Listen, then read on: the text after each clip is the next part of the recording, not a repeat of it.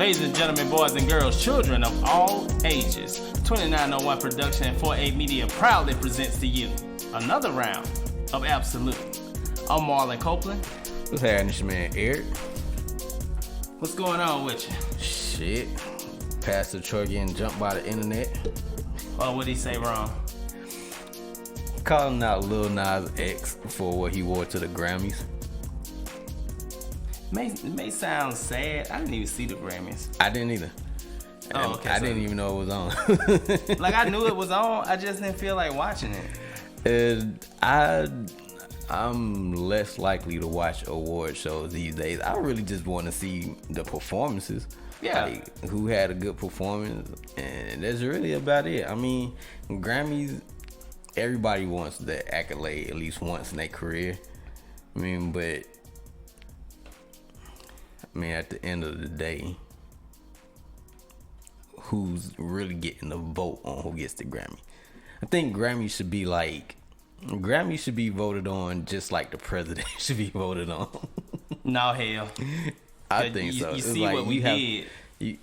That's the people that vote. That's an anomaly. So that way you ain't got no reason to be like, oh, such and such got snubbed. Well, you vote for your favorite artist, and then your favorite artist win. But that's the problem, though. They ain't have the president. That's not how the president is chose. So maybe we should do it like we choose the governor. So the president go through electoral college. That's true. Yeah, you see, we fucked up. Well. Oh man, bro! I was reading through some of his comments. Like, a lot of people agree with what he said. A lot of people disagree with what he said. What the hell did he wear? Like a pink something, a pink like cowboy something. I don't know. It's just a pink outfit, man. Like, it ain't nothing no more extravagant than what Prince would have wore. I see nothing wrong with this outfit. I'm looking at the picture, and just looking at, in today's time, I really don't see nothing wrong with it. I think that he just being trendy as everybody else would be. Doesn't matter about your sexuality. Doesn't matter about, race, religion, whatever. Pastor Troy is just an old school guy. Well, Pastor Troy's comment was, well, if this is what you have to wear to win a Grammy, then I guess I ain't winning one, or something to that effect. And man, people dragged him in his comments. They was like, well, you wasn't gonna win no Grammy anyway. Facts. No disrespect to Pastor Troy, because he's a topic of the show. He's an underrated rapper. Man. But I don't think he's ever made Grammy worthy material. And then he made the comment that he was in Applebee's with his son, and his son saw two men kissing and laughing and joking, minding their own business. And his son said, man, fuck Applebee's. And he said, how old is his son? I've never been more proud, like 14, I think. And Pastor Troy said he had never been more proud. So basically, Pastor Troy is subliminally slandering homosexuals. Yeah. It wasn't really nothing subliminal about it. He ain't there for it. And a lot of people were saying, like, it ain't gotta be part of your lifestyle. But he's saying what a lot of people have said before, as far as media trying to push the LGBTQ agenda onto young black men, which I don't agree with. Because nothing that gets publicized that has to do with homosexuality or LGBTQ community in movies, TVs, radios is nothing different than glorifying trap life or drug use that's in music today. So the same thing that's being said about homosexuality being pushed on to our society or being forced onto our society is the same thing that could be said with the message that's being portrayed in music today, in rap music. Well, first and foremost, in the annals of time, when you really think about it, people are afraid of what they don't understand, or something that they just can't vibe with, or a person that they can't, or race or whatever that they can't vibe with. And I feel like, I mean, that's pretty much being racist or prejudiced. Well, you know, it's being prejudiced towards a sexuality. Right. And so, especially coming from people who was already oppressed from jump in our history.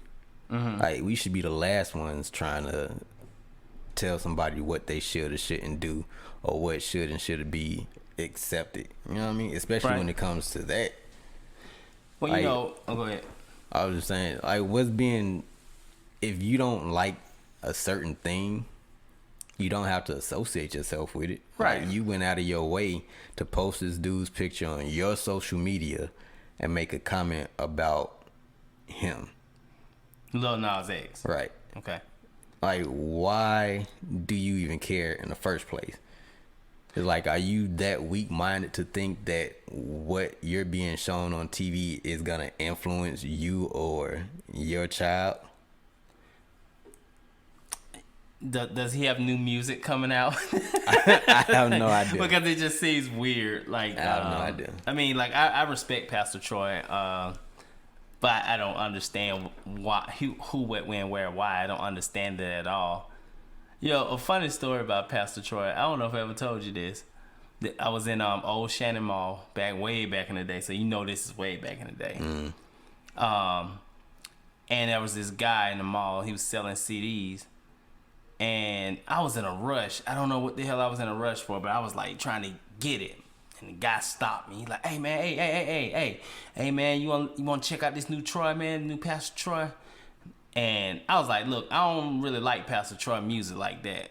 And he's like, "What?" I was like, "Yeah, I don't like, you know what I'm saying, like, you know, he be slamming Master P and shit, and, you know, everybody need to get together, and we don't need none of that shit, and blah, blah, blah." I'm just like giving him a sermon on why I'm not a Pastor Troy fan at that, you know, at that time. I love his music. I just didn't like the fact that he was going after Master P. I thought it was stupid. And the whole time I'm having this conversation, and I walk away, and I hear people say, "Oh shit, there go Pastor Troy."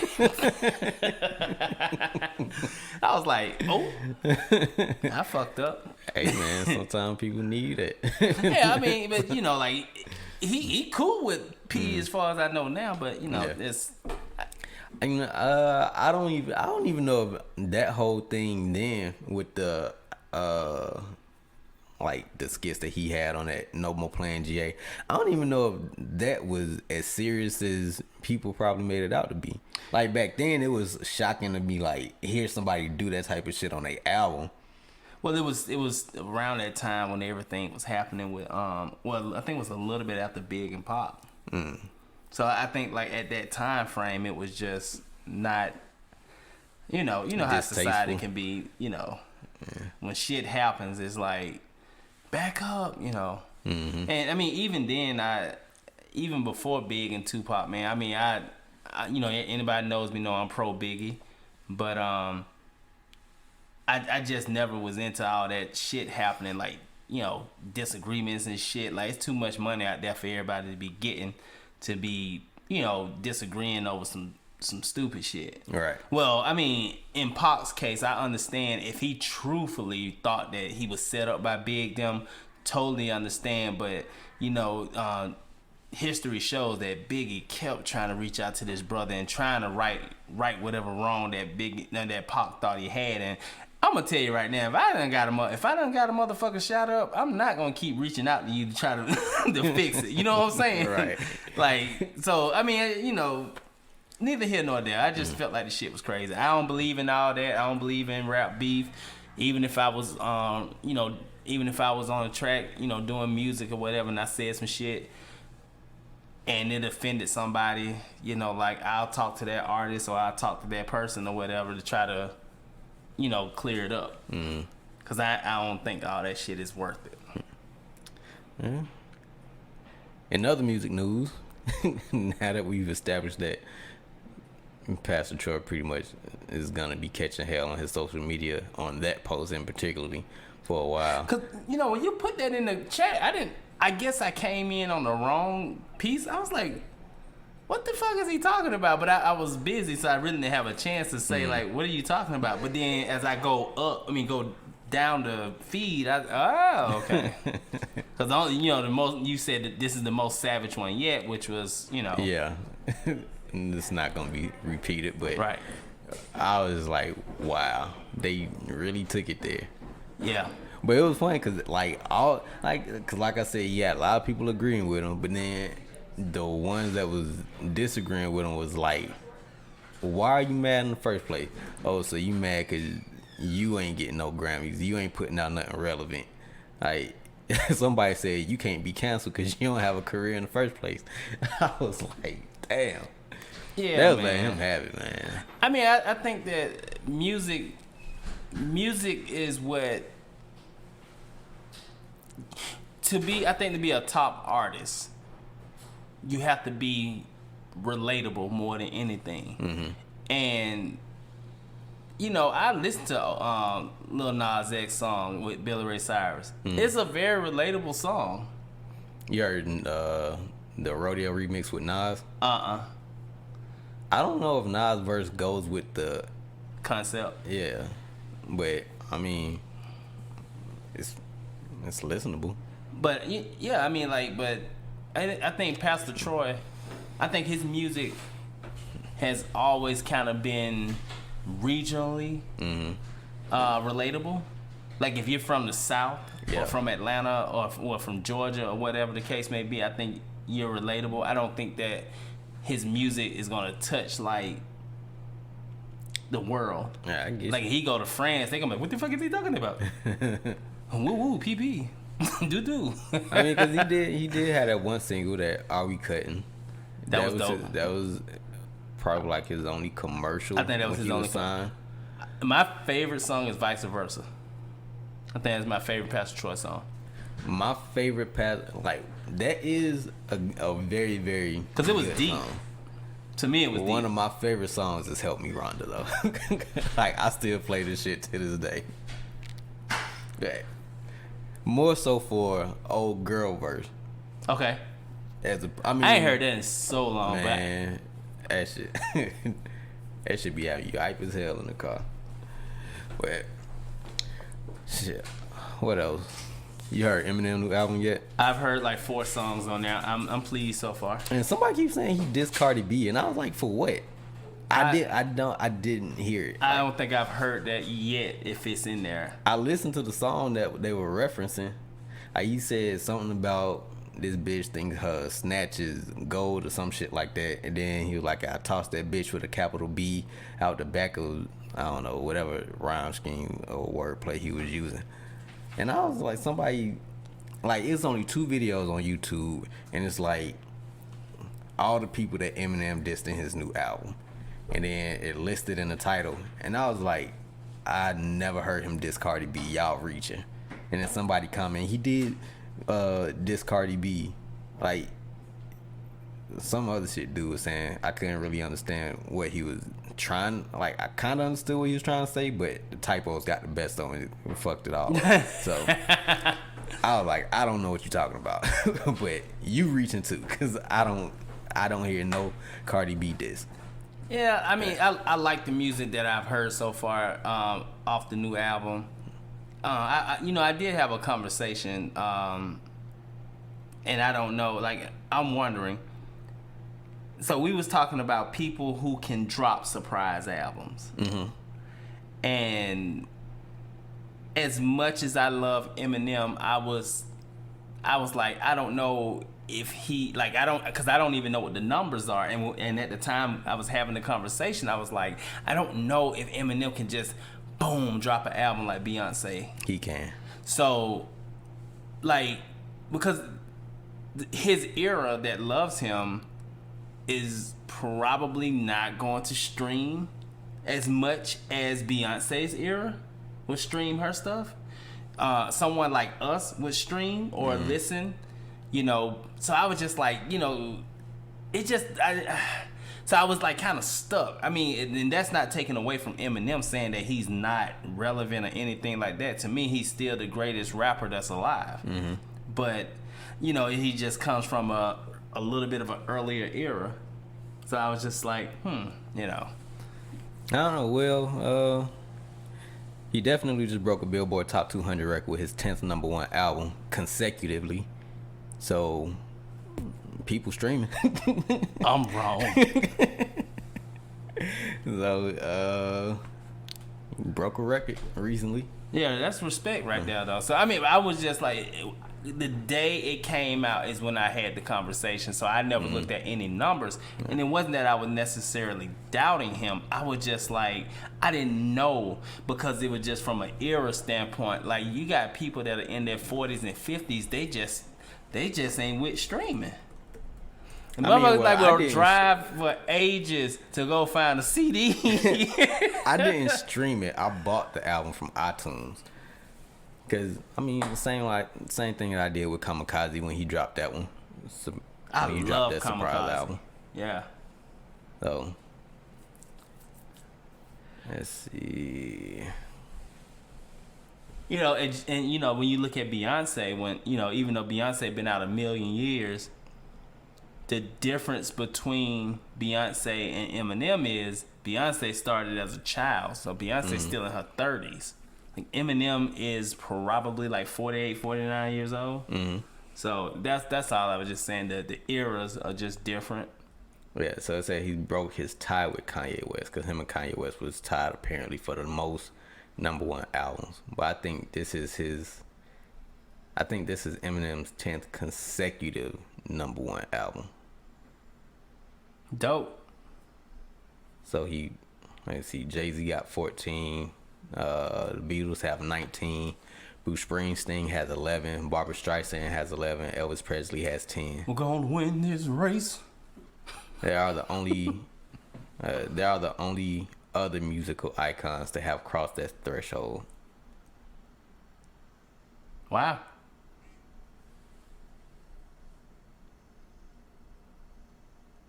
So his Slim Shady LP did not debut at number one. Yeah.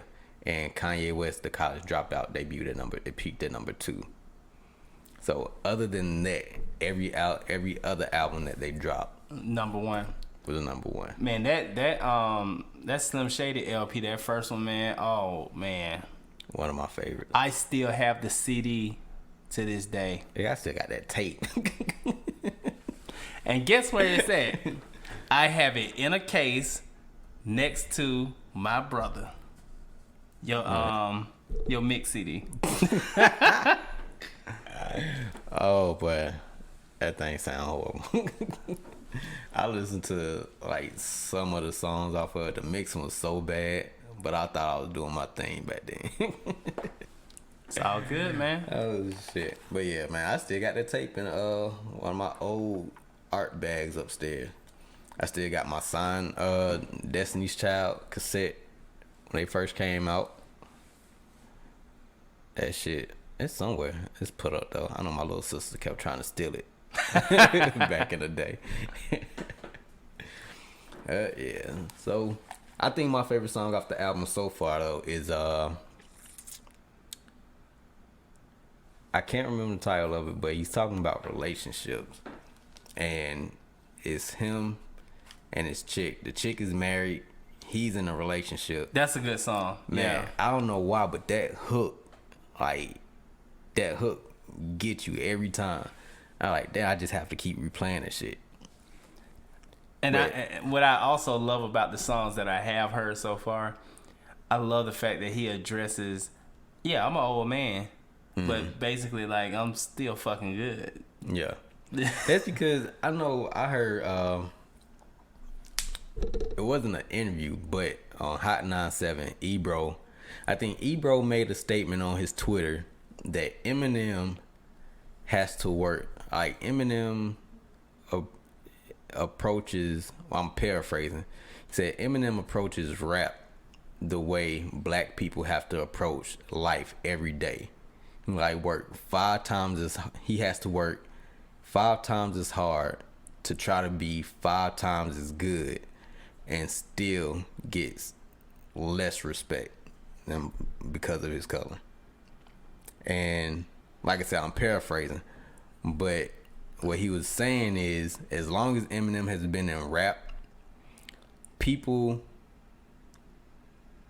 might respect him as a lyricist, but they don't appreciate him, or they don't really accept him into the culture.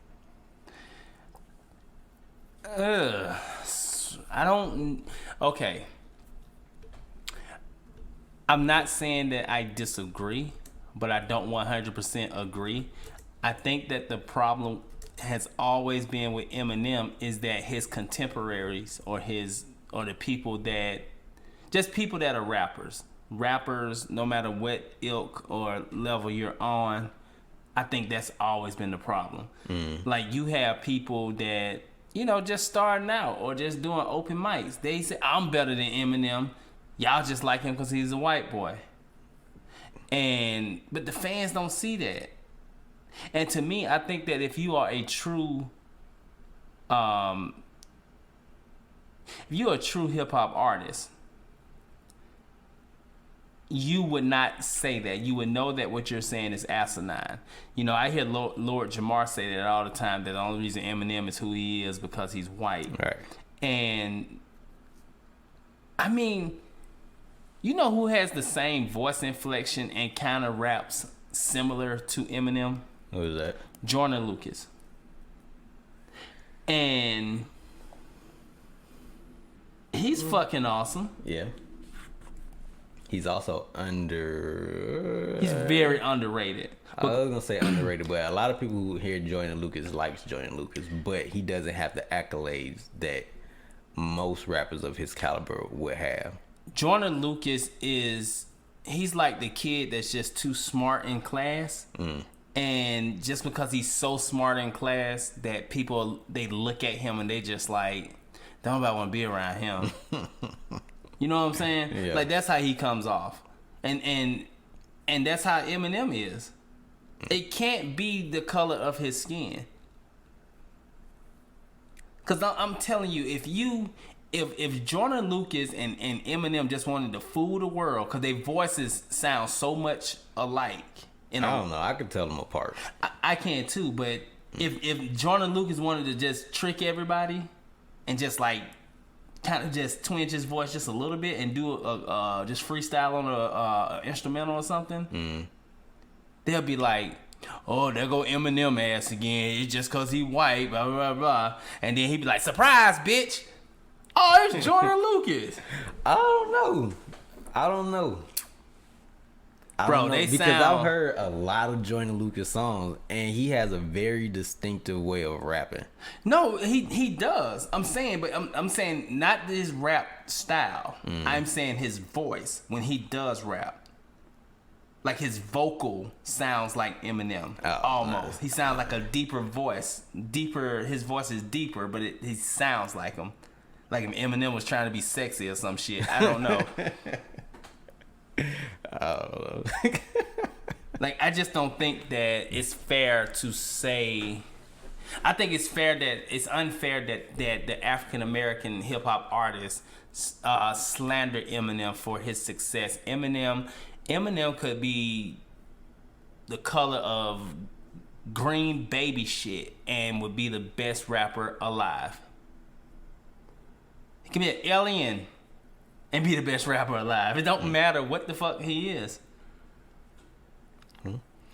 Yeah, and to clarify that tweet, Ebro said Eminem treats rap how black folks have to treat life. Be 5 times better, work 5 times harder than everyone, and still not necessarily get respect. So that was the actual tweet. And black folks, well, I don't want to just say black people, but a lot of African Americans criticize him for saying that. But I listened to his explanation on that radio show. He was mad too, wasn't he? He wasn't mad. Oh, okay. He be getting mad. He wasn't mad because the dude that called in, they had somebody call in and like voice their opinion, and the dude was like, "You shouldn't. There's no way you should compare Eminem or whatever Eminem goes through with music to what black people have to go through. But it's not, I didn't think that he was necessarily comparing it to our struggle. He was using it as a metaphorical Right. phrase, a metaphorical context. And anyway, Right. I'm not even gonna go there. I'm trying to get these listens up. Yeah, I don't know, man, but that's really the only couple of things that's been going on in the music industry that caught my attention lately. But on another note, for today's show, I found a list online, and it says 24 of the South's most underrated artists. Now, I don't know who wrote this list. Just found it on a random website. I don't know how old the list is, but in today's time, based off of what we know of these artists, or some of these artists, we're going to go through the list and discuss whether or not we think they were ever underrated. I like and it. if they should have been underrated or right where they stood. But before we do go on, I do want to say that my thoughts and my prayers are with anyone that's connected to Kobe Bryant. That is by far the most tragic shit I've ever seen in my life. I'm 40 years old, and I don't care who you are. If your heart didn't tug at you a little bit when you saw that, or whatever the case may be, then I don't think you're human. You know, especially I was like, damn, and I was in a daze at first, but then like when the confirmation came out that his daughter was on the plane with him, I actually cried because all I can think about is my 14-year-old. But I did want to say that, that my thoughts and prayers are with the with the family. I've actually been asked to do a couple of sports talk radio shows. I haven't. It's only one that I would do, and that's just because that's my brother, Michael Lavelle. But everything else, I just couldn't do it. Maybe a little bit later, but I did want to just say that, and God bless the dead. Much respect. Yeah, I didn't even believe it when my sister sent me the text message, because I had kind of been asleep off and on that whole day. I don't really watch TV like that, and social media is kind of like the last thing that I'm on in the day. So when she sent the text, I was like, what? So, I had to search first to see if it was actually true, because, internet like to be dickhead sometimes. But unfortunately, it was true, and it was this whole situation was fucked up. And that goes for the Kobe Bryant family and the families of everybody else who was on that plane too. Yeah. I think of like 9 people. Mm-hmm. And I think outside of Kobe Bryant and his daughter, nobody else was named as far as who was on that plane. They finally named, I just don't remember their names. It was the famed, I think, college baseball coach. I just kind of stopped tuning in on certain things, though. Yeah. But I did just want to say that, though. I that was on me. I had to say that. 41 years old. Man, young, man. I don't know why people think that 40s are old. Like, I be hearing people at work, they think like 28, 29 is old. I'm like, I probably thought 28, 29 was old when I was like 18. Right. But they like 25, 26. Talking about, I'm like, if you live to be 41, be grateful. Shit. Hell yeah. Like, I can still run. I can still do all kinds of shit. I mean, like, yeah, I have aches and pains just like the next person. Or I played sports so goddamn long for free and done fucked up stuff and didn't get paid for it. But that's okay, But, hey. Right, you know what? I tried out for the track team my senior year. I was like, I ain't do shit else this whole time. Let me do something. You know what I mean? Like a couple of people that I was in that I had known since like middle school was trying out. like we wasn't the best of friends, but I knew him because we've been in school with each other all these years. Right. I was like, I ain't do shit else. Let me do something my senior year. Man, went to that first tryout and made it through the tryout. Went to the first practice. It started raining. We were running around the damn track outside of Tri-City. And nigga fucked around and caught a goddamn flu after that shit. I said, fuck track. It ain't worth my help. Like, y'all got me fucked up. Thinking I'm finna be goddamn out here running in the rain, getting all sick. Sick all in the video. That Letterman jacket ain't worth it. Yeah, man. Like, hey, I'm 40, but hey, I still do everything. I can still do whatever I was doing at 25. Probably better. Well, I wasn't really doing shit athletic, but I definitely know I can't do the same shit now that not right now, this day, that I was doing like 2016. Cause you was in better shape, is what you were saying. Right. Cause I ain't finna take my ass to no goddamn Spartan race next week and do 3 of them bitches in a year. No. Yeah, I die. I almost died then. Shit had me fucked up, man. Worst cramp in my leg I ever had. Now that's funny. I was so ready for that. Bruh, if you ever want to be in a situation where you start off happy and within the next couple of hours you like fuck you to everybody who runs past you, do a damn Spartan race. That's hilarious. Cause bruh, that first one, the sprint is the shortest one. That sprint gets you all hyped up to be like, oh man, I like this shit, I need to do another one. Okay. Let's do the next one. Then you go to that goddamn super, and that super kick your ass, and you like, you know what, I already did 2. Let me go ahead and do this third one so I can get this trifecta medal. And then you fuck around and goddamn sign up for that third one, and that third one is a son of a bitch. But we had somebody who didn't even finish. He was so close to the finish, but legs cramped up so bad he couldn't even move no more. They had to come get him. Damn. Couldn't even finish. Man, it's fun to laugh about. I do the first one over again, but I ain't fucking with that beast. That beast was, man, no thank you, Spartan. That's funny. You know, what was that? What was that movie? The Spartan movie. I know it was something Spartan. And you're like, I am Sparta. Oh, okay. 300? Yeah. Okay. He kicked that dude in the chest and kicked him to the hole.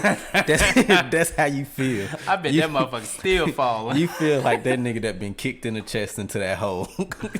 By the time you finish all 3 of them damn Spartan races. That motherfucker was still falling in the sequel. Oh, shit. All right. Let's get to this roll. list. All right. So you haven't seen the list yet. I have not seen this list. Right. So. Oh, sorry. I don't know if it's in any particular order, so I'm just gonna go on down the line. Okay. All right. I don't really want to read all this. It's on al.com. It's an entertainment website. This was back in, it looked like it was posted back in 2016. So 2016 is early enough for us to know whether or not these artists were underrated. That was the year this whole goddamn United States fucked up. Trump's America. My bad. Y'all fucked up. All right, so I'm going to read the beginning paragraph of this, and then we just going to discuss this. It says, the South is thought of as the third coast of rap music, being that it was the third region to be acknowledged by hip-hop mainstream. And often thought of as third region in critical merit. While most best rappers lists are East Coast, West Coast centric, Jared Boyd and Edward Bowser teamed up to recognize some of the undervalued lyricists in hip hop music. So I'm guessing those are the 2 guys who wrote this article. Okay. It says Southern artists like Scarface, UGK, and Andre 3000 have long been considered among rap's elite, but these lesser known artists represent the South just as well. So let's see who they got on this damn list from back in 2000, 16 who they think were undervalued. The year y'all fucked up. So, first they got Project Pat, Mr. Bald Don't head, Play scallywag. Ain't got no hair in the bag. Whoever thought Project Pat was... I don't think Project Pat was ever undervalued. I think he right where he need to be. Yeah, man, because when Project Pat was out, that damn, Ooh, None, that shit, that damn, what was the other song? He has quite a few. Yeah, but I just can't remember everything. One.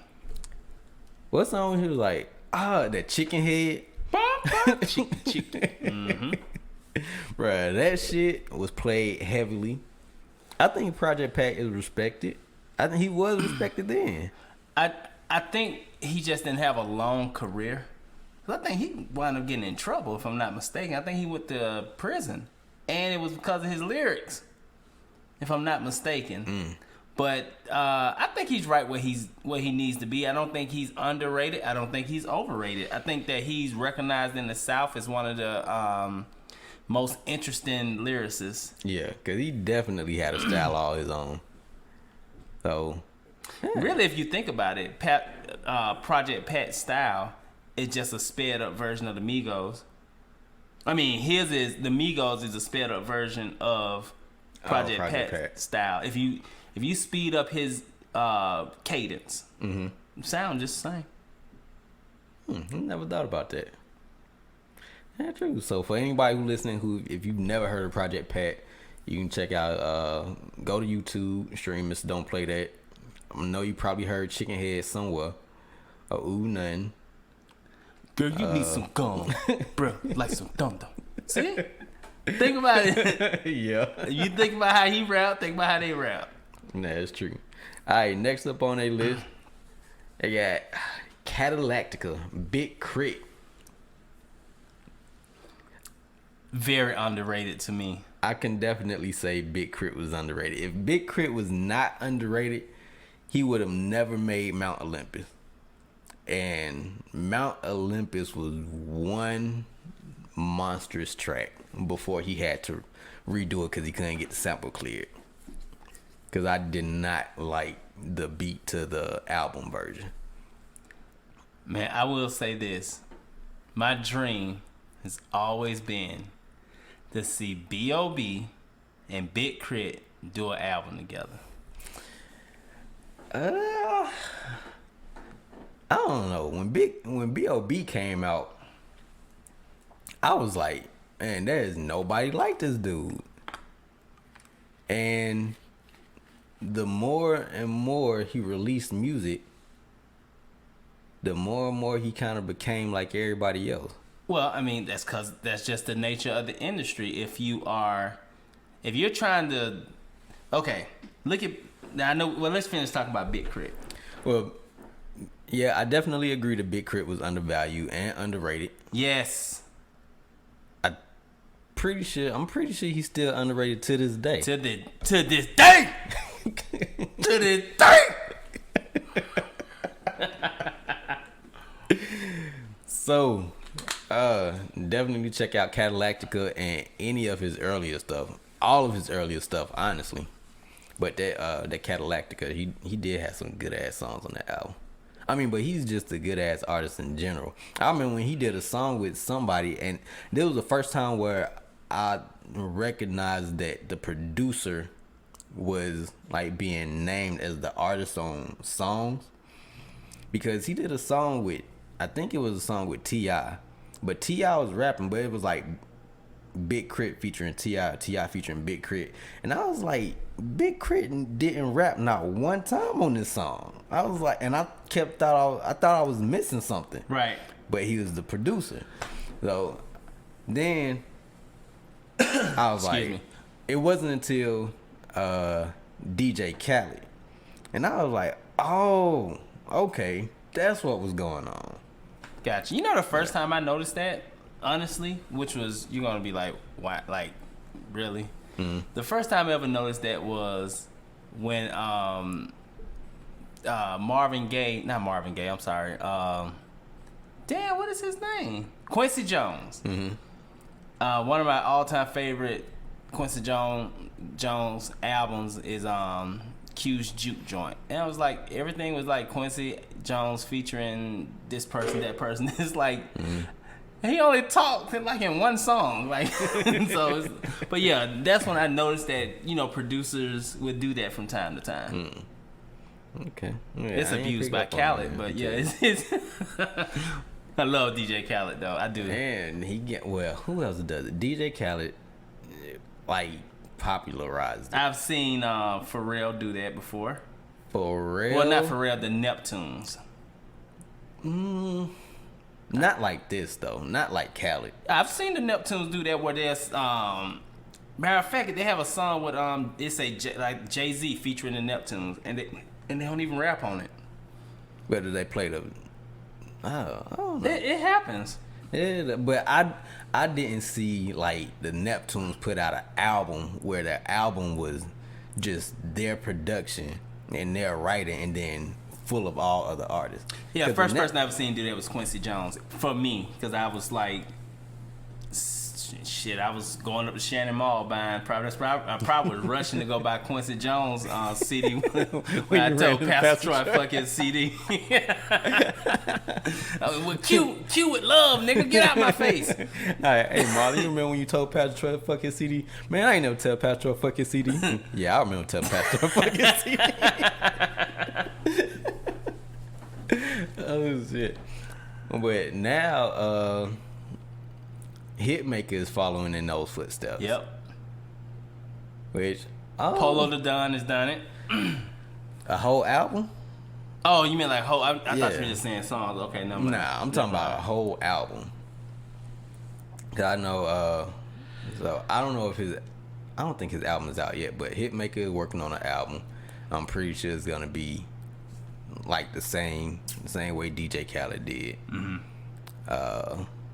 You could kind of say, well, nah, I often say Jermaine Dupri life in 1472, but that he rapped on that album. Oh, in a Ferrari Jaguar switching 4 lanes, screaming out money ain't. Nah, I skipped some shit. don't make me lie. All right, next up, Rich Boy.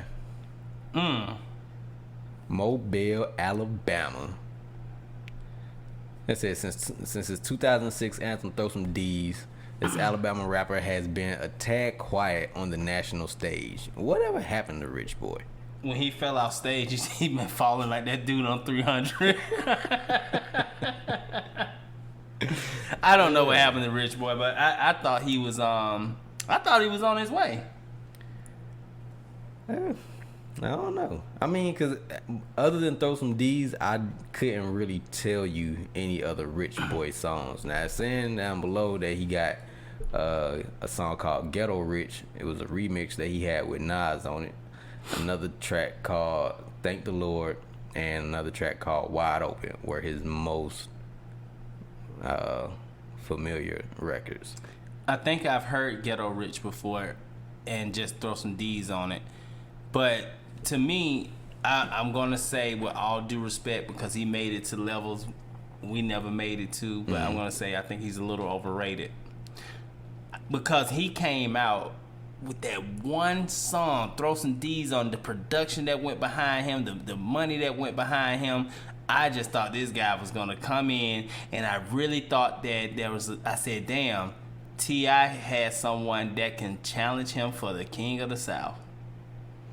Now, I thought T.I. would still win, but I'm just saying, I said this guy can come in and do that because he seemed like he had it.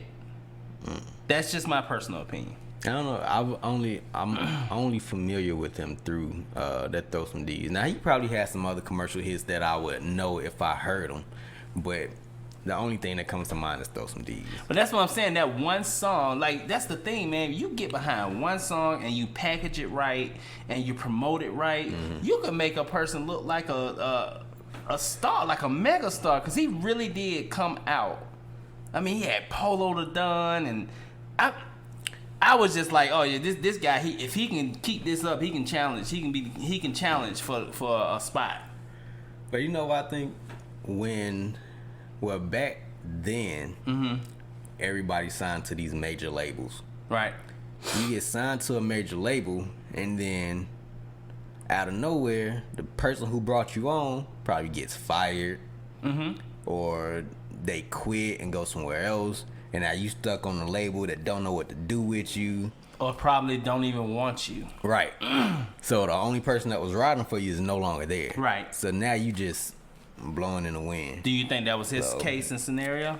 Don't know. I didn't keep up with him like that. I fell for y'all. That is like the funniest shit to me. All right, next up, Bubba Sparks, Troup County, Georgia. Damn, they say nigger a lot there, and that's with the ER. I speak proper English, nigger. Anyway, just kidding. I just said, although Bubba has a couple of #1 hits on his resume, he's still often labeled as a niche artist. A niche act. He said it's pretty short sign. In an industry that celebrates hollow manufactured personas, Bubba's lyrics drip with sincerity. That's true. I didn't have any problem believing that, like, what he talked about in his music. I mean, it wasn't like he was talking about killing people, right? Or selling he just talked about the country. So his country, you know. I don't know. Deliverance was dope. Yes. Ugly was dope. So I don't know. I don't know what happened to them. They need to do. Have you ever seen that shit on YouTube called Missing? They need to do one on him. I just watched one with Case. Oh man, hey, that's a name I ain't heard in years. And that chick Nicole Ray. That's another name I ain't heard in years. That Missy had. She was a victim of being on a label that was too busy, so she exchanged hands from one label to the next. Like, she was the first female signed to Rockefeller, and then as soon as she signed to Rockefeller, she said she went home, turned on TV, and heard that Rockefeller was split. Damn. But I think what happened, like, some other shit happened in between that. She was like a little bit later on down the line, I think Dane called her, or somebody called her, told her to come to I think she said Dane called her, said come to New York and I'm not gonna get you a return ticket. And like, she linked up with these two dudes that was doing music, and she's got a song that's on a HBO show that's popular. She did work on an album that got Grammys. Okay. So she been doing her thing. So my problem with Bubba Sparks is our friend Michael Lavelle. This boy used to make us listen to goddamn Bubba Sparks and Will Smith so goddamn much. I listen to Bubba Sparks a lot. No, you don't understand. If you riding for 5 hours, a CD ain't nothing but a goddamn hour long. If that. It's 47 minutes. That shit looped. I felt like I knew Bubba Sparks. I felt like I was getting jiggy with Will on the goddamn stage. But nah, just joking around. But that is true what I'm saying. But I love Bubba Sparks. And I think what kind of messed him up was that going from dealing with Timberland, you know, and then going to College Park music and all that, and then that just kind of folded. I think he was a victim of that. That's my opinion, but he's talented. Let me see something real quick, because if I'm not mistaken,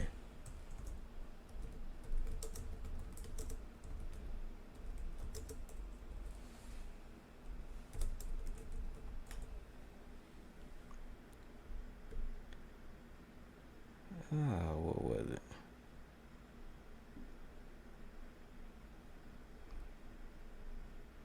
Wasn't Bubba Sparks' Dungeon Family at some point? Or was it Purple Ribbon? Purple Ribbon. He was with Purple Ribbon, and then that's what I'm saying. He was with Collie Park Music. Then he went to the Purple Ribbon label. I just felt like he was in an unfortunate situation of labels, kind of like the young lady you were just speaking on. He was just in an unfortunate situation of labels just signing, drop a little something, disappear. Yeah. Yeah, I don't, lyrically, I think he, under or over appreciated. I think he's right where he need to be. As far as Southern artists go. Yeah, I would agree, right where he need to be. All right, Mystical. I don't think Mystical was ever underrated or underappreciated. I think in the beginning, I think when he was on No Limit Records, I think he was underappreciated because I don't think he was fully utilized to his full potential. But when he got with J Records, oh my God, it's like they unleashed a new person. Well, it was a lot of motherfuckers on No Limit. Right, but the thing, okay, this is the way I look at it. Let's just say, like, all the people we fuck with in music or whatever, if all of us are just in a pot, and it's like, you pick your tracks, and it's, like, whoever released the hottest shit, okay. So it's like you getting a chance to display your capabilities. In No Limit's case, the focus was P, Mia X, and shit looked like Silk the Shocker, and it was the three brothers and Mia X. To me, that looked like the focus. Now you talking about like long term or like starting out? I mean, in a general sense, like he never had. There is such a distinct difference between J Records Mystical and No Limit Mystical. I mean, it's like it was night and day. The production was a lot better. It's like he was freer. You have one artist to focus on. Well, not one artist to focus on. Not J Records. I mean, they had you Whitney have Houston. that. Yeah, but you have him that's so much different than everybody else. You don't have everybody doing the same thing. I think Busta was there at that time too. But No Limit released like 20-something records in 1 year. I mean, how can you? So you don't think people, like, as a fan, if you're a No Limit fan, right? If you he trying come to out, listen you to like, everybody, and then okay, right? That's so fair. Like he didn't have time to be appreciated while he was with No Limit. Okay, but to me, the best male rapper on that label was C Murder. That's just me. But the person who probably outsold everybody was P. I'm talking about as far as the men, because I think Mia X was the best rapper probably overall. I don't know. Fiend was the most memorable. Okay. Magic was more memorable than Silk the Shocker and C Murder to me. Bro, we don't even have to bring him up in the competition conversation. I'm sure to this day I can still out-rap Silk the Shocker. I definitely would not deny you on that one. But those are just the two artists that I thought was gonna be bigger than what they were. I like Fiend because their voices were so distinct. Mm-hmm.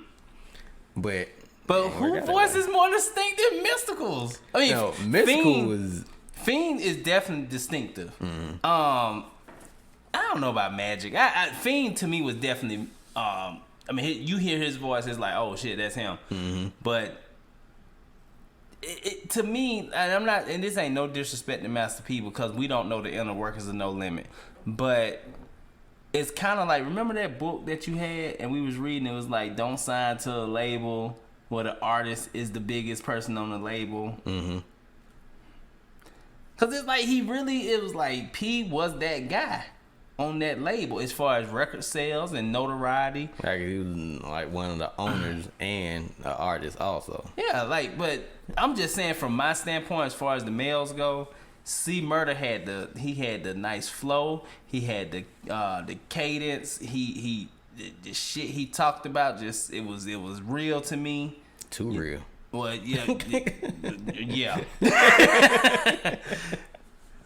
Apparently. You remember when he got out? Didn't he get out? Went to a club again and killed somebody again. He had to go right back. I don't remember. Then try to change his name to C. Miller. I remember he got locked up, and that was the last I heard of him. I don't know if he ever got out of that. I know he ain't ever getting out again.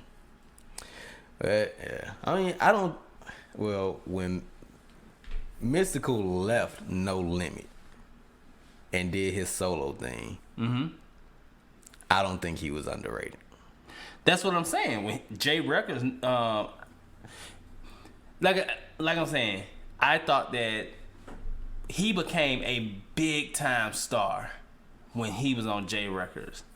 When he was with No Limit, he was just a face in the crowd. So, I mean, his voice still stood out, but it was just so many motherfuckers up. Man, that rapper, Mr. Ghetto Fat. Hey, it's I give him, he right where he need to be at, because he, like I said, he became a big star. He became one of the biggest rappers in the game.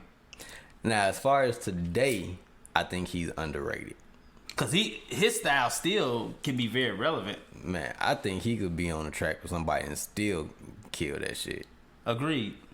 Oh, I think today he's underrated, but back then I don't think he was. No, he was on top during his solo career. Yeah. All right, Yellow Wolf. We gonna skip him because I don't need to listen to his music. Didn't he beat up? Who he beat up? Was it 50 Cent? I think Trump music is the only thing that I'm familiar with him. You can skip him. I don't. All right, Young Dro. You know I fuck with him. I'm cleaning this bitch. Yeah, I think Young Dro was underrated as a lyricist, cause he used to say some shit. I'd be like, who thinks of shit like that? But then over time, it's like, if he don't grow. If you don't kind of grow it, then you can be looked at as being repetitive. Yeah, because a lot of his punchlines and metaphors were always kind of centered around the same thing: a car, a clothing, and a color. Yeah. Compared to candy or something odd like that. But I still bump his first CD. Yeah. Definitely underrated though. Put it like this: when he came out, he should have been like not, because T.I.'s the guy, right? Mm-hmm. He should have been like right there, because that first CD was hard. Young Dro is T.I.'s Memphis Bleak. I think he's better than Memphis Bleak. I'm not saying like what Memphis Bleak is to Jay-Z, Young Dro is to T.I. Facts. Okay, I'm with you. I get you. And I actually think that people are unfair to Memphis Bleak. Yeah. God likes a lot of his stuff. Me too. Yeah. I don't know why he never. Let me tell you something. If I ever hear a person criticize Young Dro or Memphis Bleak, and you say you like Silk the Shocker, I want you to don't ever say you're a hip hop head. You are a crackhead. That's just bottom line. Bro, who else is like that though? Like what? Joel Santana to Cameron. He was supposed to be a star. I ain't gonna lie. Joel Santana was not supposed to end up on Love and Hip Hop. Joel Santana is, I hate to say this. Like I said, I always try to show respect to people that made it to levels I did not make it to. But he just, like, when you look at his talent and everything that comes with the package, he had the look, the flow, everything was great. He kind of comes up like a bust. I don't know. Like, like that, like you get that number one overall pick in sports, and they just don't quite turn the organization around. Yeah. Because it wasn't supposed to be Jim Jones. I mean, Jim Jones, he wound up having an amazing career for what he did. When you think about, I mean, we never really thought about Jim Jones being that dude. He had like a year and a half or 2 years of being that dude. Mm-hmm. I think what it started with that balling. Yep. Balling. Man, they played the hell out of that shit. That was, and then that the was remix carried. And then he had a couple of other songs. I mean, Jim Jones was a good artist to me, but Jules Santana was that dude. He was supposed to have been the one to kind of keep that label. Like, if Cameron wanted to kind of fizzle out or whatever. Because I think Jules Santana was better than Cameron. I'm not the biggest Cameron fan when it comes to his cadence. Yeah, I wasn't either. You know, but that's no, like but I said. He had some catchy songs. He did. I'm not trying to disrespect. I mean, shit, he made a song with Mariah Carey. Yeah. It don't get no bigger than that. I just wasn't a big fan of his cadence. But yeah, Young Joe definitely underrated. What's that shit Rashad always say?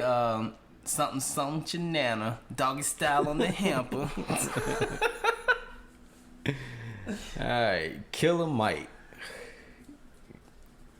Who underrates Killer Mike? I think Killer Mike is right where he needs to be. Killer Mike. Why they call him Big Mike Stock? I don't know. Killer Mike is dope as hell, though. I like Ghetto Killer Mike, though. Boy, when he used to come on a song, I'm gonna tell you, when he do his features, it's like that's when he bring it, boy. When them features, he'll fuck somebody up, man. Man, I think one of my favorite verses, and I couldn't tell you word for word, but when Dungeon Family had that Whole World single. Oh, you talking about Outkast? That was Outkast. I thought it was the Dungeon Family in general. Player I grind, the focus is crime. Yeah. No, boy, don't get me started. He had the best verse on the song. Hell yeah, he rolled the fuck out of that beat. Glitter, glitz, floss, gloss. I catch a beat running like Randy Moss. Rock that bitch out like a brand new house. Boy, don't get me started. Don't get me started. Yeah, one of my favorite verses from Killer Mike. That had the best verse on that song. And then it, like when he did that song with Big Boy that killed Jill, like brought this shit all back for me. I like his verse on Bone Crusher song. But don't get me started. Never Scared? Yeah. He kills it. I cannot remember that verse.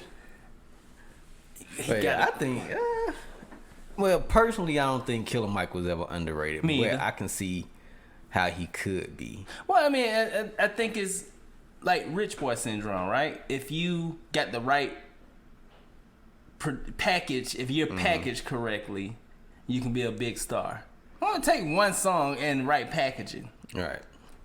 And I don't think he was ever packaged properly. I don't know, wasn't there, don't know what the fuck it looks like, but it just didn't, retrospectively, it didn't come off to me like that.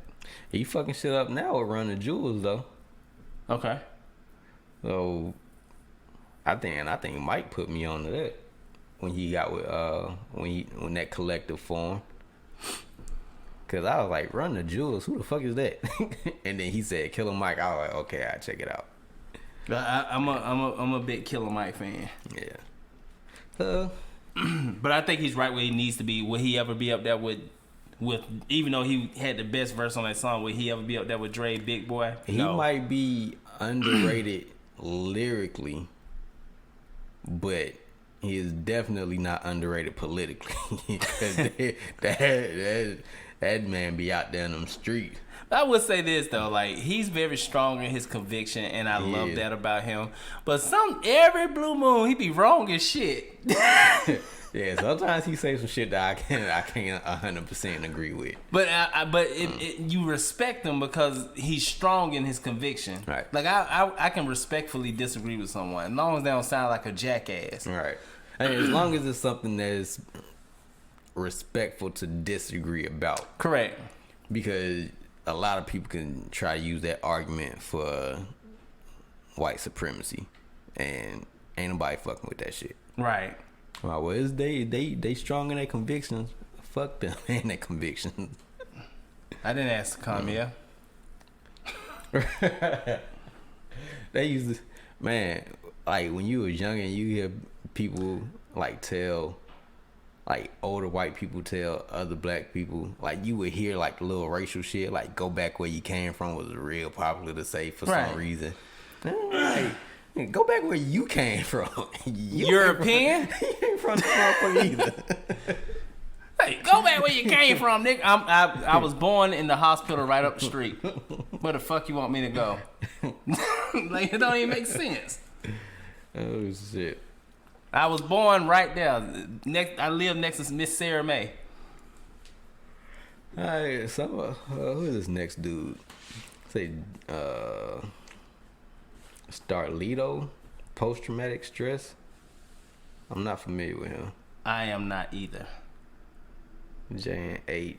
It says from Nashville, Tennessee. I had songs Mental Warfare featuring Robin Wright-Nail. I don't remember it. Post-traumatic stress featuring Robin Wright-Nail. Open Your Eyes featuring Step Brothers. I'm not familiar with this guy. Me either. So I can't speak on him. G-Side from Huntsville, Alabama. There's a lot of Alabama rappers on here, huh? Yeah. That was what, 2004?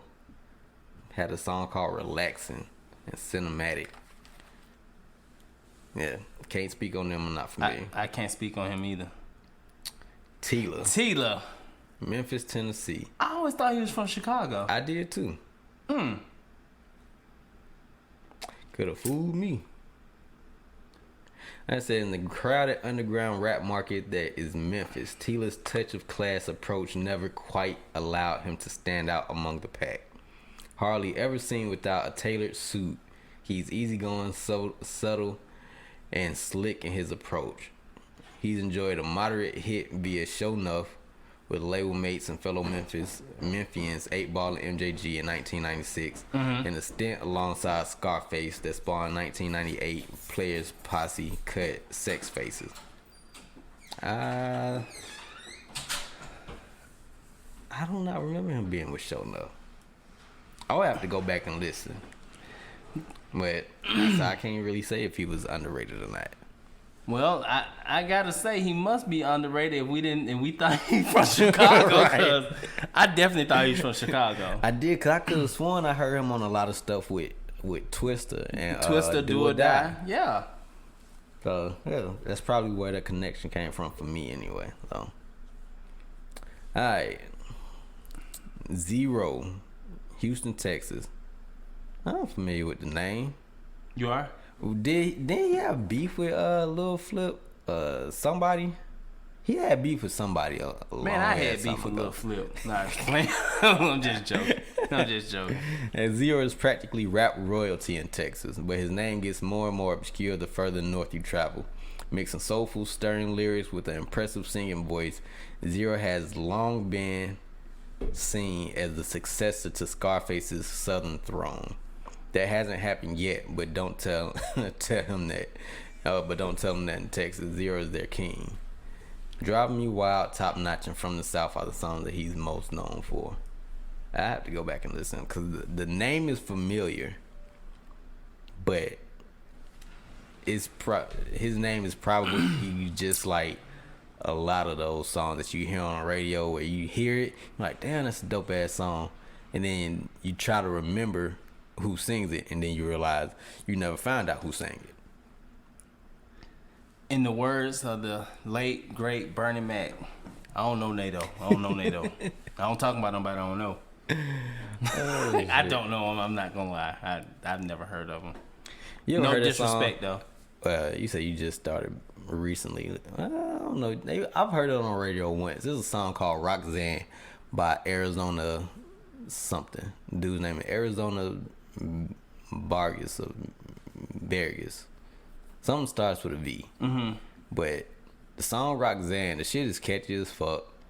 I like it. Like the first time I heard it, I bought the single. He's on there? No, he's not on there. But I was just like correlating hearing the song and then not knowing who sings it. Like, cause I heard it the first time on Spotify. That shit just not Spotify when I had the free trial for Apple Music. Mm-hmm. Heard it on there, and then like you driving, you just let the shit play. And I was like, oh, this is a dope ass song. I wonder who sings that, but I never like hit the screen to check who it was. Mm-hmm. So it wasn't until like a couple of weeks later, and I heard it again. I was like, damn, I need to check it out, but I was doing something at the time, and I still didn't get to check for it. And then I heard it playing on the radio, and then I was like, okay, let me ask Siri who the fuck this is. And then it popped up, so I bought the thing. So yeah, check out that song, because that shit is real catchy. He got a song that's been out for a while from an old ass project called Fuck Up My Life. Okay. That shit is interesting. But like, his shit is catchy as hell though. So I don't know, hopefully he's an artist that gets a little bit more recognition and kind of jumps out the gate. Wait, before you say next person, you know someone who has, that I just thought was gonna be a big time star, and it just seemed like they're just not around anymore? Who that? Vic Mensa. Vic Mensa was around until he did that freestyle. Wasn't that Vic Mensa? He did that BT cipher and said something about what was the cat, XXX Tentacion, after he got killed. Oh, I didn't know that. And then people dragged him on the internet because he was like saying something about him, something about his domestic violence issues that he had with his girl. But like, Big Mensa has been in that situation himself. So, and then XXX was dead. Like, man can't defend himself. Right. So why are you bringing this up at this time? I mean, they blocked it out, but like, yeah, internet dragged him for that. So I haven't heard nothing from him since then. Wow, because I had no clue, because I was a fan of Vic Mensa's music. I liked him. He was one of the newer guys that I did listen to. I haven't heard nothing in an extremely long time. Nah. Yep. I think they turned Vic Mensa into mince meat, huh? I don't know, unless you just took a step back from social media. Hey, sometimes you gotta just sit down. Sit down sometime. All right, next up, Trick Daddy.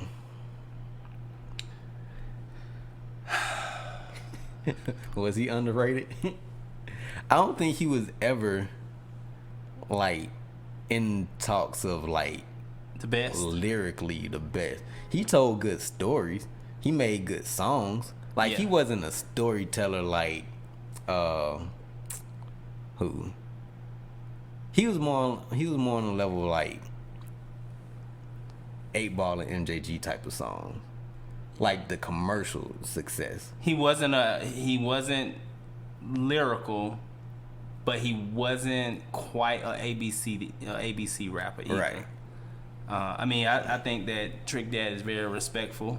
I don't know. I just feel like if your rhyme pattern is not strong, I think you have to be kind of catchy with your metaphors. Mm-hmm. That's just my opinion. Like, I used to always try to think of shit metaphorically. I tried, but like, he didn't really have a lot of metaphors. He was just straightforward. Yeah. Yeah. Hey, could you put the legs up? Didn't I blow it off in your butt? Like, bro, he didn't even metaphorically say anything about doing it. If you ever listen to his interviews on Drink Champs, that shit is hilarious. Now, that should be so goddamn funny, man.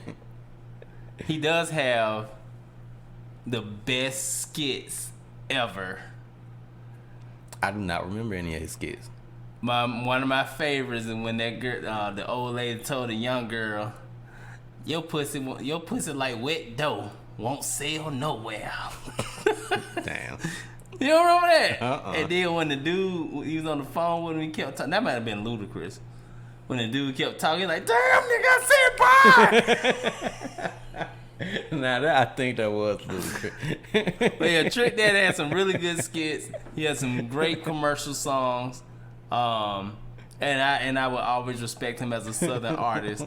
But them goddamn mug shots, Trick Daddy, I'm telling you right now, I love you, brother. I love your music. Stay your ass out of trouble, because you do not need to be taking no more goddamn mug shots. Shit's bad. Mm-hmm. So yeah, I think he's right where he needs to be. Facts, I agree. I mean, he's respected. I know he got lupus too, so I wasn't trying to make a lupus joke. He just looked rough in goddamn mug shots. I didn't even know he had lupus. Oh yeah. Alright. No Malice. That's a name I haven't heard in a very long time. Do you think he was underrated? I mean, you can't really because as a group, that's all I've known him from was the Clips. So I never heard any of his gospel stuff. I mean, his non-secular music. God, I haven't heard that name as a solo artist in ages. Well, yeah. So that's not trying to be disrespectful to him, though. You know, I just want to say that. I might actually try to check for it to see if it's good. But I love the Clips though. Yeah, Clips had some bangers. They did. And that's an underrated duo. I don't think they were around long enough. I think their music was impactful enough though to where do I think they are up there with Outkast and Ball and G and UGK? No. But they pretty. I mean, they was a pretty good. Like, okay, no disrespect. Who you gonna listen to first, EPMD or Clips? Clips. That's what I'm saying. Because that was my era. I mean, I know I got you by 5, but shit, I listen to EPMD, but I also listen to Clips, and I like Clips better. Okay, I give you though. Okay, so they had what? Lord Willing and Hell Hath No Fury.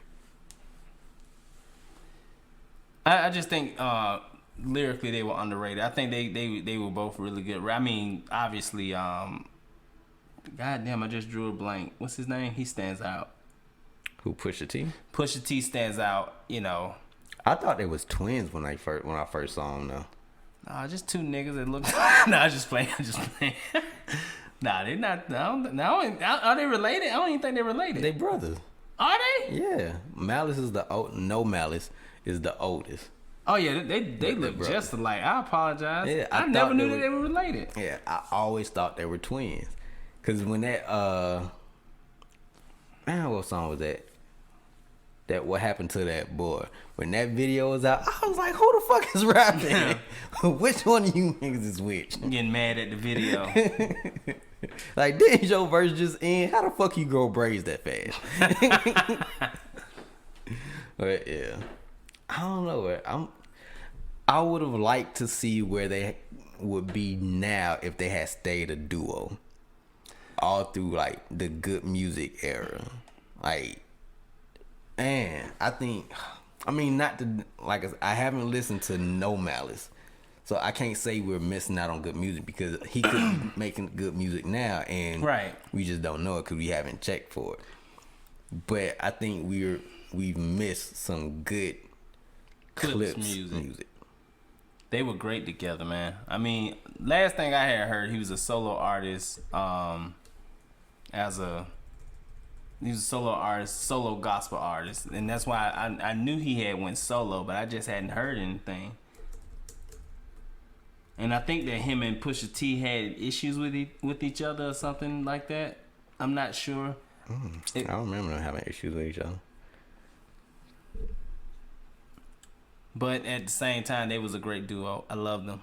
I could have sworn I heard a track with both of them on it, but it was another artist, like recently.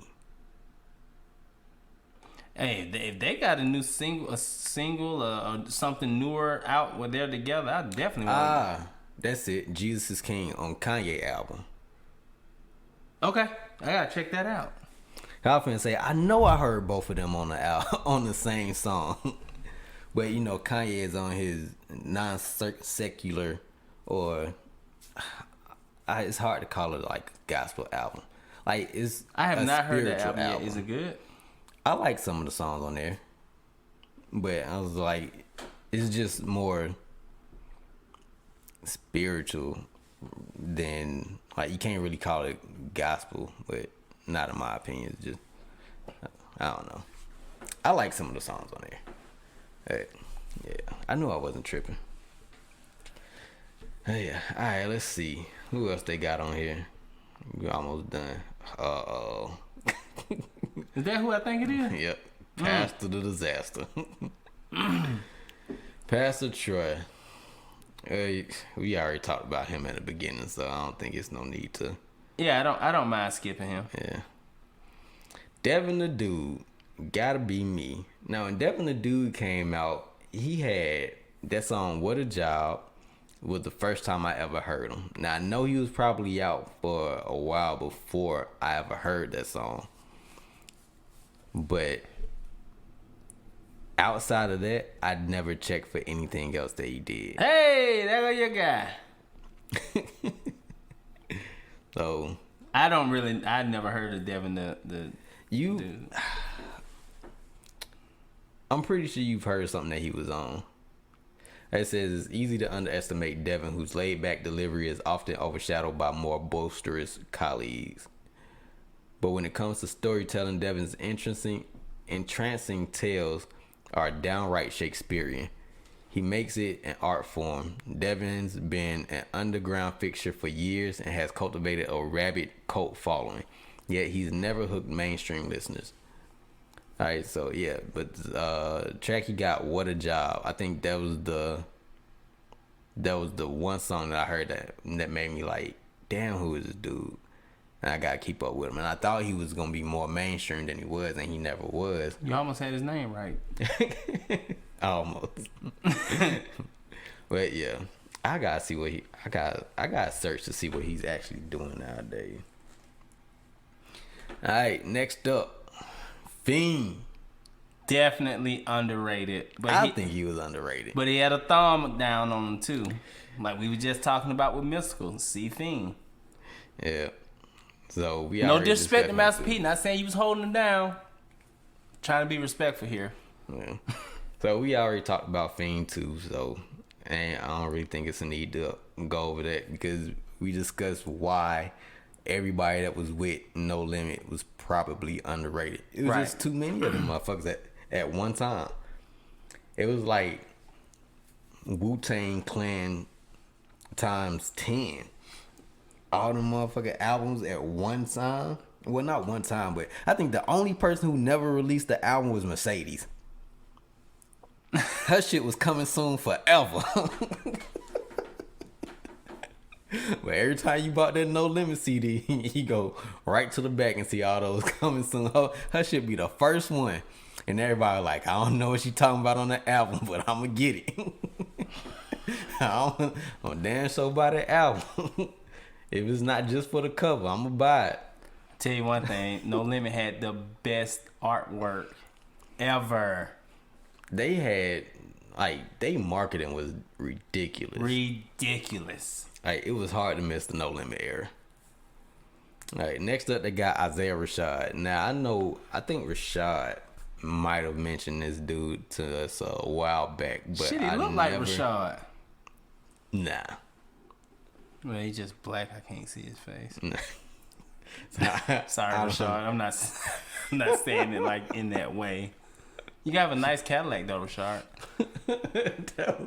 They kind of look like Rashad. Oh, I can't see his face. I didn't mean it like that.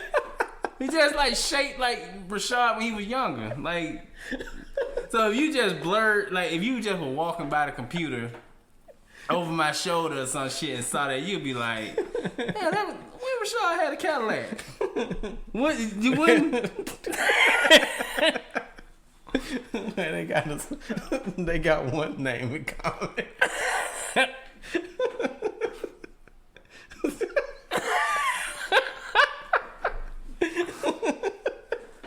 You just made this shit worse. I can't see it.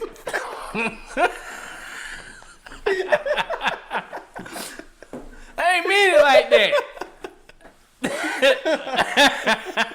Oh shit! My stomach hurt. I ain't mean though. Oh man. Moving on. Oh shit. Rocco. Was Rocco ever in the conversation?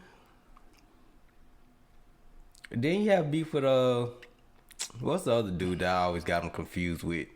Future? Mm-mm. No, Future is his brother, right? I think they related in some kind of way. I always used to get Rocco confused with who the other dude from the South? He ain't from Georgia, but like he's still relevant today. That look like Rashad right there. Young Rashad. He look more like a young Bird, man. Wesley Snipes. Now what is that dude's name? Who the Rocco De Niro? I don't remember him going by Rocco De Niro either. I just thought that was the name of the album because I don't remember that either. No, it might have been. Oh, Rocco and the Empire. Oh, it might have been a mixtape. Damn, this shit gonna bother me. Who did Rocco have beef with? Monica. She said, "Get out." Some dude. Oh.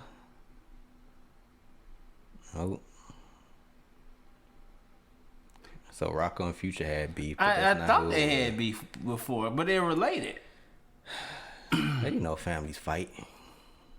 Tell me about it. Future and Rocco squashed their beef on stage. Meat Mill. Damn. What song? Who did that Tomorrow song? Was that Rocco?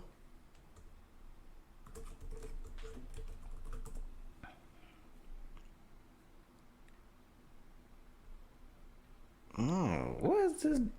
Bro, that shit is gonna bother the hell out of me. He's a Southern artist. He came out around the same time Rocco was out. Mm-hmm.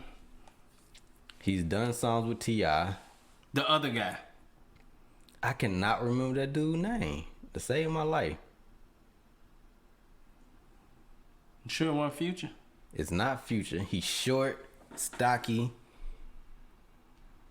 Fuck, I can't remember. I'll probably remember after the show over. Voila Magic. That's his brother.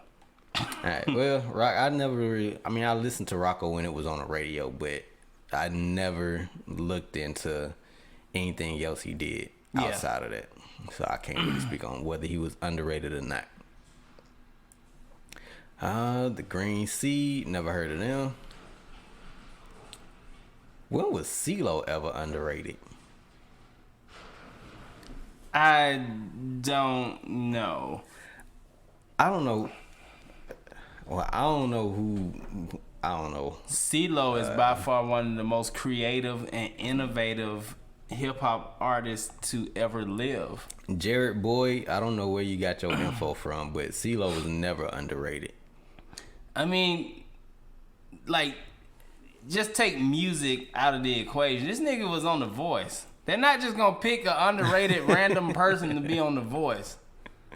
This is true. I don't even know why he's on this list. He should not be here. Me and my family moved in an apartment complex. All right, next up, David Banner. Damn! To this day. I liked a lot of David Banner music, but I didn't listen to him like that. So I don't know if people thought he was underrated or overrated or not. I love David Banner. I know Like a Pimp. I know Cadillac on 22. I'm pretty sure he had a lot of other stuff that I could recall if I heard it. But I don't really remember. I'm trying to remember. Rashad told me David Banner was in a porno when he was younger. What? Oh, shit, I gotta find it. It had a stupid name. I just can't remember the name of it.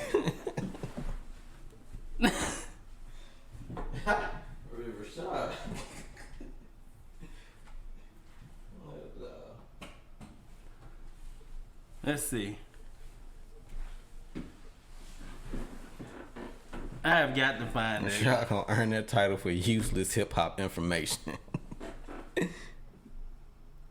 Like, nobody needs to know David Banner was in a porno. Oh man, I can't remember the name of it. But I like David Banner though. I really do. I mean, I thought his what I wish we could have saw is like as he got older and more intellectual and more like, you can tell like he started like reading up on shit and finding things out. It would have been pretty dope to see that into his music, to see how he spins it, to get people to listen to his music. That would have been dope. But I mean, I still love him to death. I think he was great. I don't think he was underrated or overrated. I don't know. Can't say. Wait, because I didn't listen to him like that. I just thought same thing, like I said about Rich Boy and Killer Mike. Just all about packaging. Because think about like his biggest hit is his biggest mainstream hit is the have you ever seen a Chevy with butterfly door stunting his hat? Like a pimp. I think that was more regional. Alright, David Banner. I mean, he's still a beast on them beats, though. Boy, what you talking about? Alright, next up they got Fonte. I'm not familiar with him, but he looked like that. He kind of looked like that dude that was on ATL. But apparently he's somebody Drake calls one of his biggest influence. Kanye mentioned him as one of his inspirations for his debut album. Says that only 37, Fonte had dropped some of the hottest verses around as a member of Little Brother. The foreign exchange and a solo artist. Why hasn't his music career caught on? Your guess is as good as mine. Is what they write. I don't know. I'm gonna have to look into dude. I never heard of him though. But he's from North Carolina. Never heard of him. That's no disrespect to him. Just having crossed paths. It's probably somebody you will have to take a look at if Kanye and Drake say that he's an inspiration. And at 37, he's 37 now. Well, this was like back in 2016. Oh. It's weird though, cause if you really think about it, yeah, I can remember. I know a lot of Rashad references tonight, but Rashad used to always say that Drake was like if Lil Wayne and Kanye had a baby. And if you think about both of those both of them being influenced by the same person, it's interesting. If Drake and what you say? Drake and if Lil Wayne and Kanye had a baby, then they would have produced Drake. They would have produced Drake. I don't know how those two would have a baby together, but I mean, like that outside the realm of physical possibility. I know what he was talking about though. He was just trying to. He was saying I don't connect the two styles though, because neither one of them sings. Kanye uses auto-tune, and Drake sings. Yeah, Drake sings, but like, Wayne is giving it a stab. Nah, Drake came in the game singing. He didn't get that from Wayne. Okay. Or Kanye, because Kanye wasn't singing either. No, I don't know. Now, next up they got Big Boy, and I could definitely agree that Big Boy has always been underrated. Amen. So that's probably the one that they definitely got right. Oh, if y'all listen to this show long enough, y'all know how we feel about Big Boy. That's right. So there's no need for us to elaborate on that because we already have. We want justice to this day. And that's the end of the list. We done held y'all up for an hour and a half, but we appreciate y'all. Damn sure do. If y'all agree with the list, hey. Al.com. Why'd you go back to him? Just where I stopped, man. Hey, Rashad, I ain't got shit to do with this. That's just why I stop. He looked like you.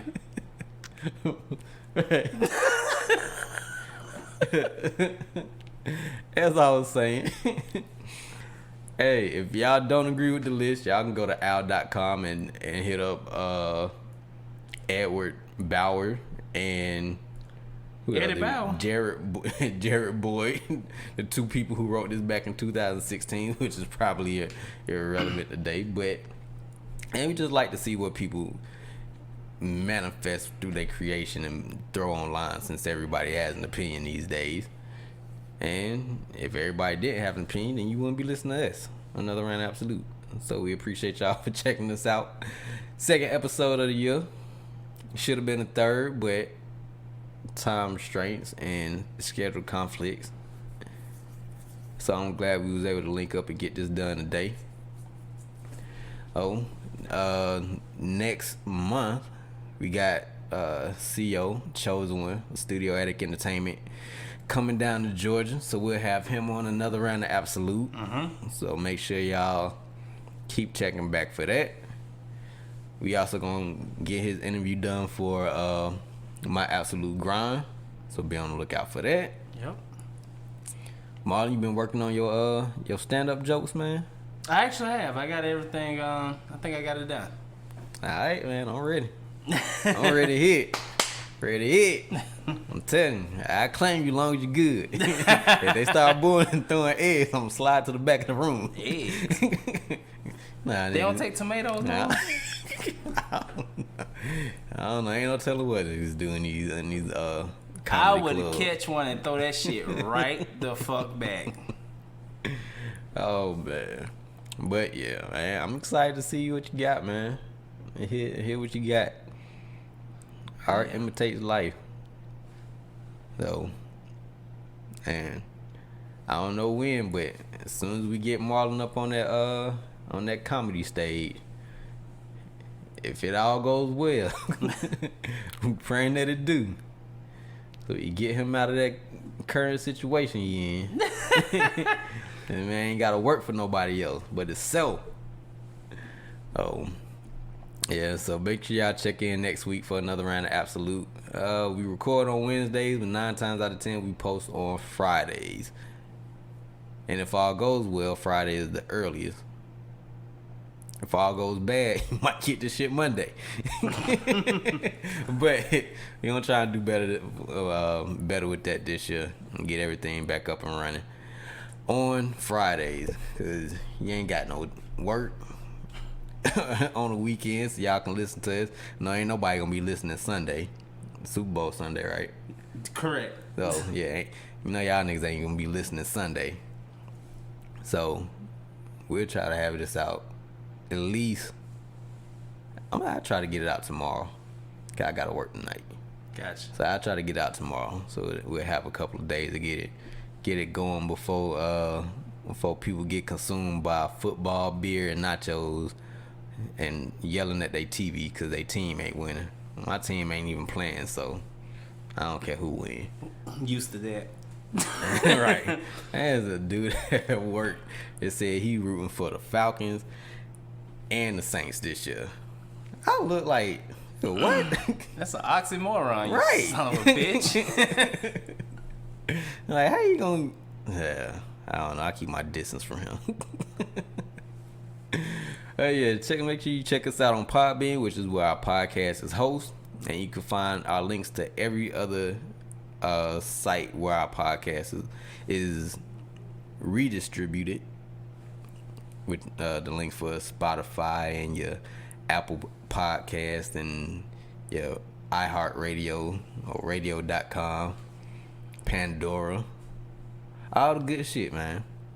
I haven't even checked the numbers to see if we passed 1,200 yet. Yeah. So, yeah. Well, what was close to the mid 1,500? I don't think it's at 2,000 yet.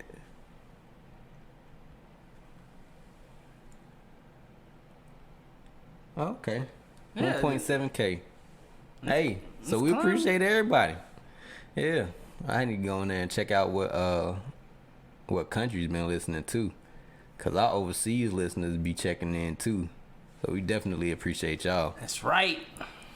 Alright, so it's been an hour 40. You know, we do this shit so y'all can listen to this 30 minutes at a time. Y'all ain't got shit else to do. One more time, we appreciate y'all. We out this bitch. Good night, bitches. Yeah, had to give you one to hate on. I'm on the grind right now, get my skate